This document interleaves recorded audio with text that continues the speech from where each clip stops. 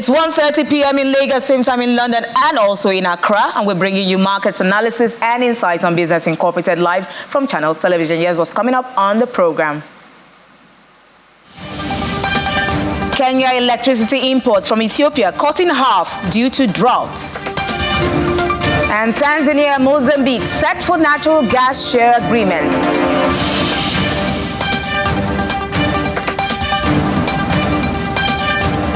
And yam prices jump sharply in Nigeria ahead of Christmas.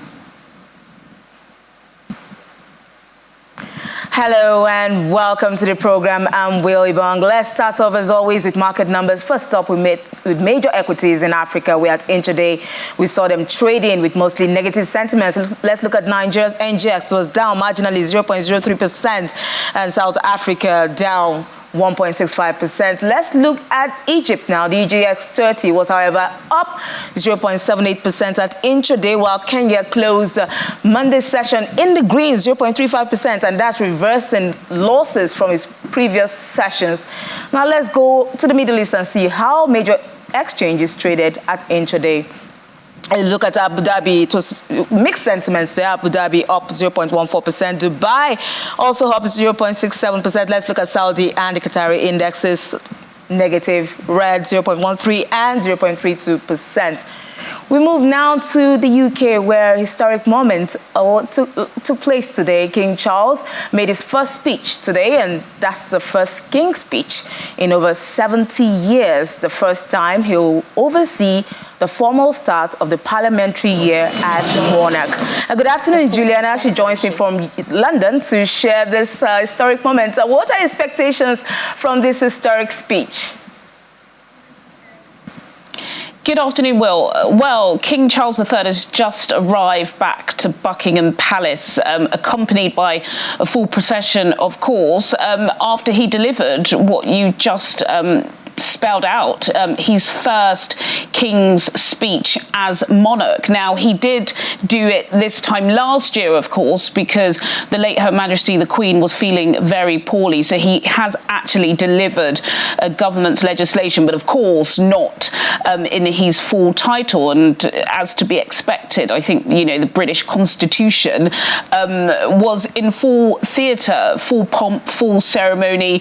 Of course, we know that this decades-old tradition is actually centuries old, not decades old. It goes back to a time when, of course, the British royal family and the monarchy had full power of how people in this country were to live their lives. Of course, that's not the same anymore. What King Charles III has just done is deliver, the year ahead, the plans, the legislative programme for the next 12 months of Rishi Sunak's government. The king does, of course, still have some power. We know he is a very powerful man, and how that takes place between Parliament and the monarchy is that every single week Rishi Sunak has about an hour with the king where he goes through some of this legislature which was delivered today. All in all, there were 21 different measures announced. I think the headlines, although there wasn't much screaming headlines, because as we have seen with this Conservative government,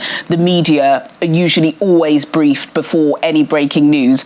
But the focus of the next 12 months in this country are going to be on criminal justice, smoking, and housing, and of course oil and gas. And I think that was where a lot of the media hacks, especially those camped at Downing Street, were really looking at King Charles, because unlike his mother, the late Her Majesty the Queen, we know more about his personality, because of course he for 70 years stood by and watched his mother lead. So we know that he's a conversationalist. We know that he is very tied to environmental issues.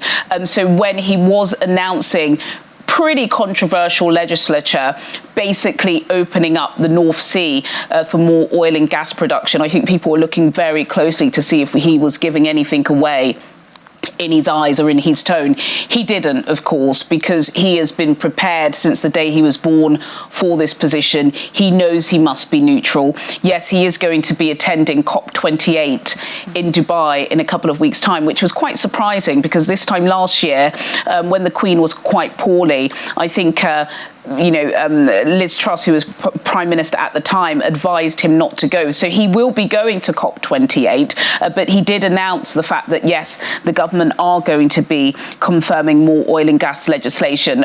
So it was quite quick. Again, lots of pomp and ceremony. That's what we would expect. That is the British Constitution in full display. There were chants, quite loud chants of protesters screaming, "Not my king," from the route of Buckingham Palace to Westminster, which is a very short route, but I'm sure the King would have heard it. But I think the most important part of today, really, Will, is about continuity. That is what Britain and British society hangs on. It is that continuity, and the continuity of Britain lies squarely with the monarch. And I think from what I've read, it does appear as if, it's gone down pretty well. So we shall have to wait and see what the debate is going to be like in Parliament, because of course it's tradition that once the government does set out its legislature, that the opposition debate it with the government of the day. And I've got to tell you, you look at every single poll, Sir Keir Starmer, the leader of the opposition party, the Labour Party, he is head and shoulders above Rishi Sunak. So he is seen to be the Prime Minister in waiting. Yeah, definitely, Juliana. You did mention something very crucial there. Continuity is very important for any economy, any country. You can't just, break policy or legislation. You need to continue to ensure steady growth and achieve, that objective. I don't know if you mentioned smoking as one of the stuff you said, but I do know I did see a lot of smoking and vaping in the UK, but I don't know if it's part of his speech.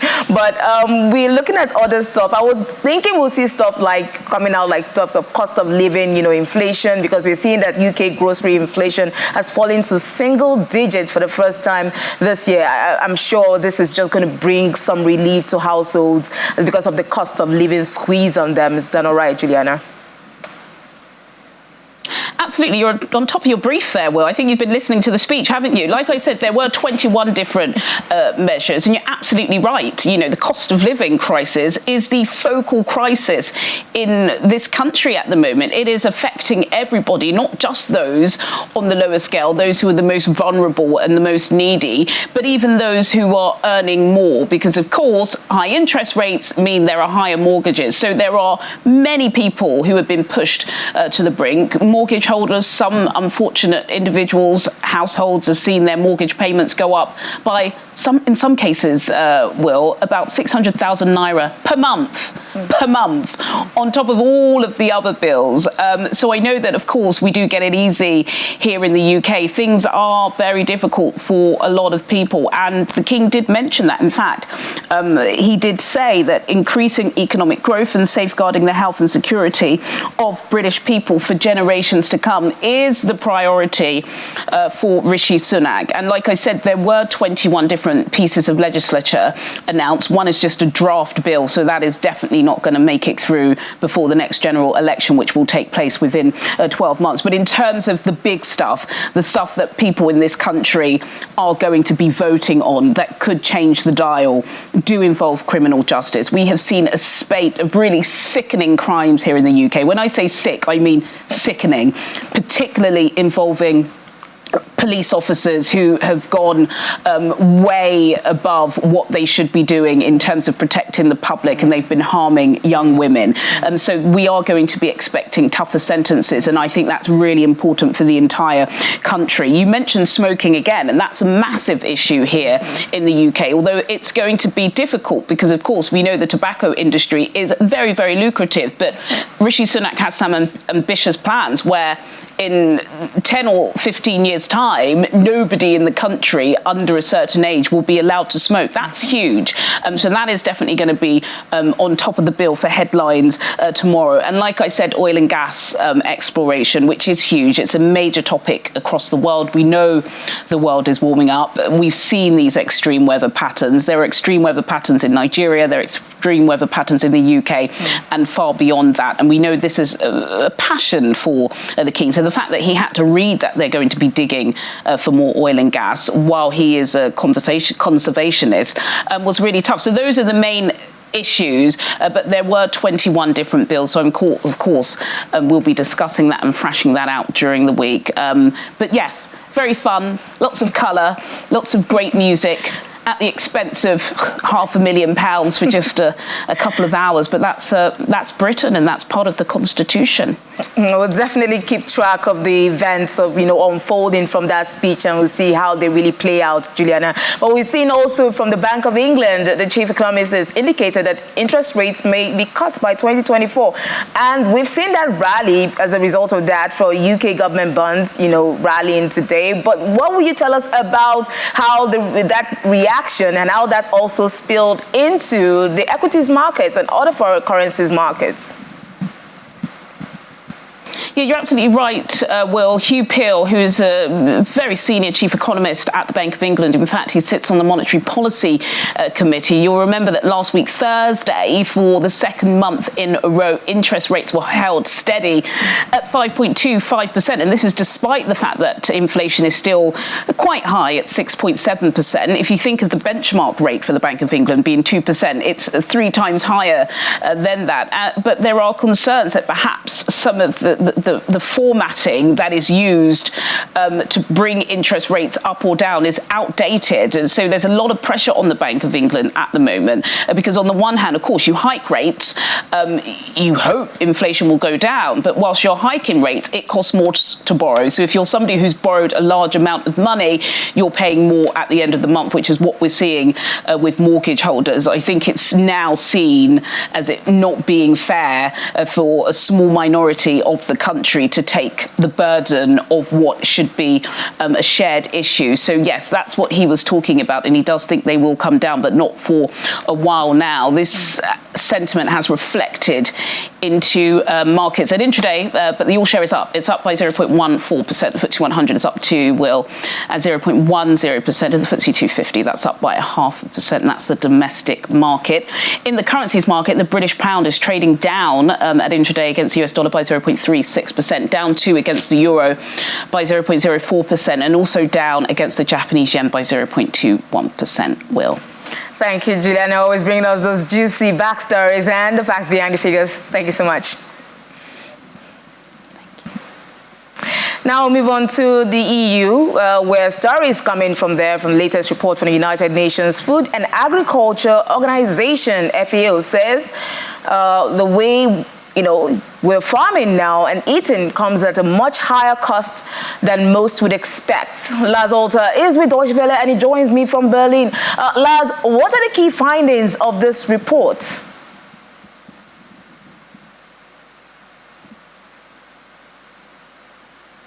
Yeah, thanks for having me, Will. Well, one headline number in the report is really sticking out.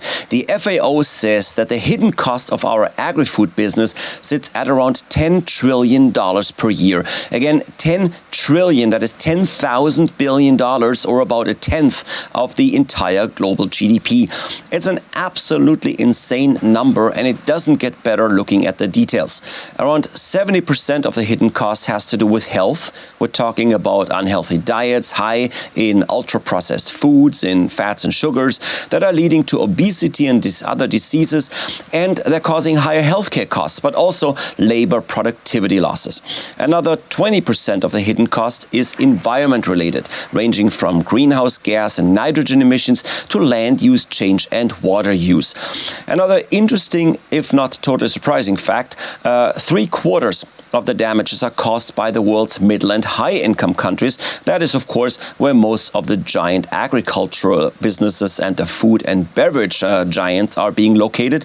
They're all profit-oriented, and it shows particularly when looking at the health problem. On the other hand, most of the damage occurs in the lower income countries, many of which rely on the agricultural sector for a relatively high part of their economy. Oh, but what does the FAO suggest could be done to improve the situation, Lars? Yeah, the Food and Agriculture Organization makes the case for more regular and detailed analysis by governments and the private sector of the hidden or true costs of the agri-food system. They say this has to be done via true cost accounting, followed by actions to mitigate these harms. In short, they say that the agri-food sector needs urgent reform and that climate change, poverty, inequality and hunger have to be addressed at the same time. However, that sounds pretty vague, of course. The FAO suggests that governments pull different levers to adjust agri-food systems, including taxes, subsidies, legislation, and regulation. They also say they will work on some more detailed suggestions. However, those won't be published until next year in a separate report. Thanks so much, Lars, for that update. Straight from Berlin. Thank you so much, Lars Holter. Now, coming up, more updates from the commodities market space. Do stay tuned. This is Business Incorporated.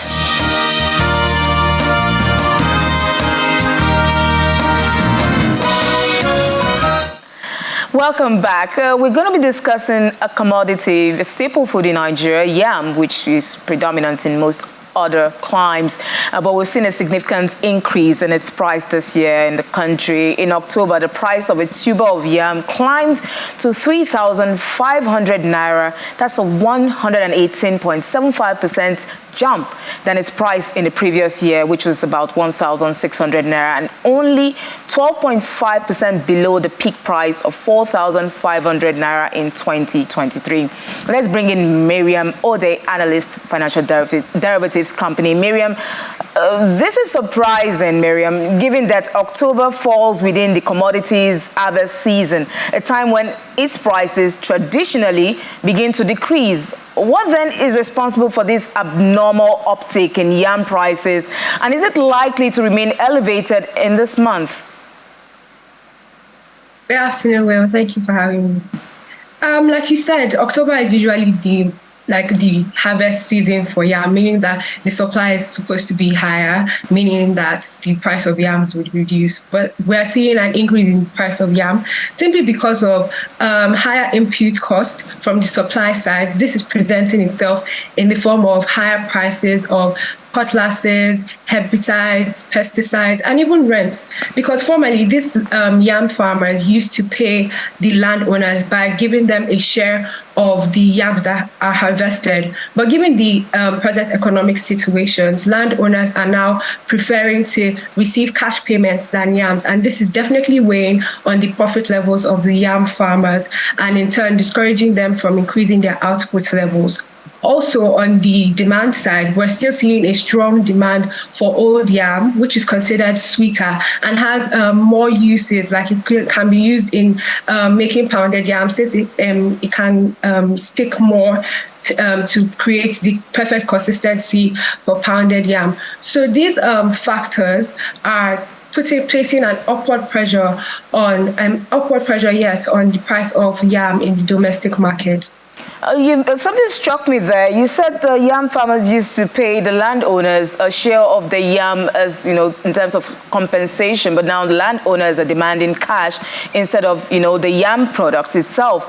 Is there no some form of contracts or policies that would prevent landowners from just backtracking or changing, agreements at whim, without proper process being followed here?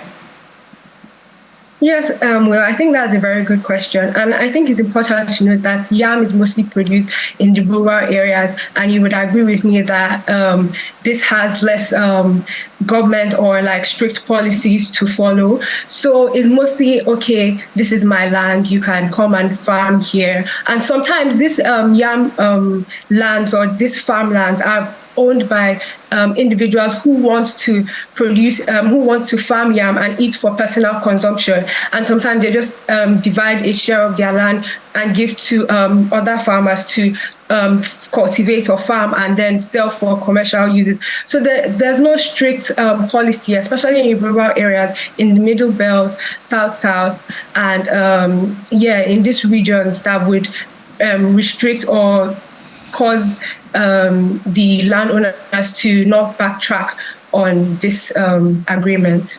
Okay, so while we keep track of that, we're seeing the impact of this on, for this demand on individuals, households. But how would this impact the price decrease if we get a price decrease for other derivatives and the possible substitutes? How would this impact on those derivatives and the substitutes that households depend on as alternatives? Like you said, the decrease in the demand is a possibility, but it's not a large possibility because yam is actually a staple food, meaning that it has some level of price inelasticity. And it also serves more than an economic purpose. It has a social value, as seen during traditional ceremonies, weddings, and even festivals like the New Yam Festival. And so the demand for yam and other byproducts of yam or its derivatives is likely to decrease due to this surge in the price of yam. Okay, we've seen, news coming out, reports also coming out from the FAO saying that Nigeria contributes over 65% to the global yam production of 50 million tons. Nigeria is one of the largest producers of the roots and tubers in the world. That alone states it. But what are the constraints facing yam production in Nigeria, despite its leadership position in yam production? I would like to point out that the problem that Nigeria has in exporting or increasing export potential is not in its production. Because like you said, Nigeria is the world's largest producer of the commodity and it accounts for 67% of total output. That's a lot.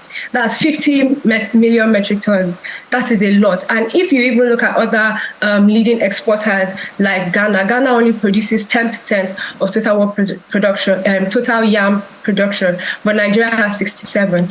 And what is limiting Nigeria from increasing its exports of the commodity is simply the lack of adequate attention in this industry. Ghana, on the other hand, has made conscious efforts to increase its exports of the commodity since 2013, when it launched its national yam strategy and even partially financed this strategy with private sector investment.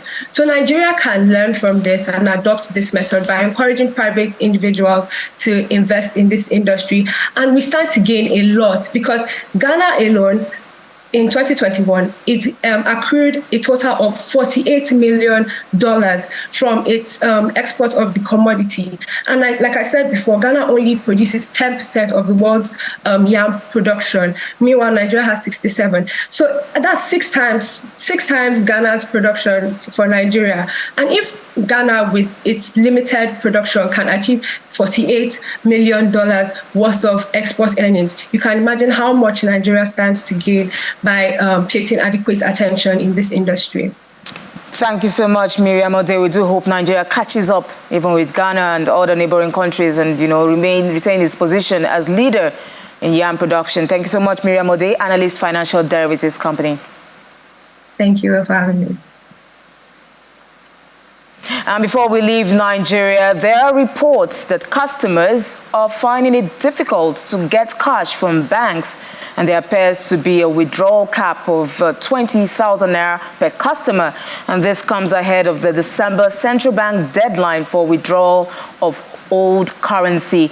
We would like to draw the attention of the CBN to this. Even though the central bank has debunked the cash shortage, customers are unwilling to make deposits in banks. Now move on to Kenya, where Kenya is importing just half of the contracted electricity capacity from Ethiopia due to a biting drought that has reduced dam water levels in the country. The Energy Cabinet Secretary Davis Cheche says Kenya has been tapping 100 megawatts of electricity from Ethiopia, which is only half the capacity of 200 megawatts that the two countries signed last year. In January, Kenya started importing cheaper hydroelectric power from Ethiopia with the capacity to be stepped up to 400 megawatts in 3 years. Now, the Petroleum Upstream Regulatory Authority and the National Institute of Petroleum Mozambique are on the brink of signing an agreement on the equal share of the natural gas reservoir in the border area. The proposed unitization agreement is set to reshape the energy landscape in East Africa and have far-reaching implications for both countries. Unitization is the process whereby an oil or gas reservoir straddling multiple license areas is jointly developed by the holders of each license. And that's it on Business Incorporated. I'm Will Ibang. Thanks for watching, and I'll see you tomorrow.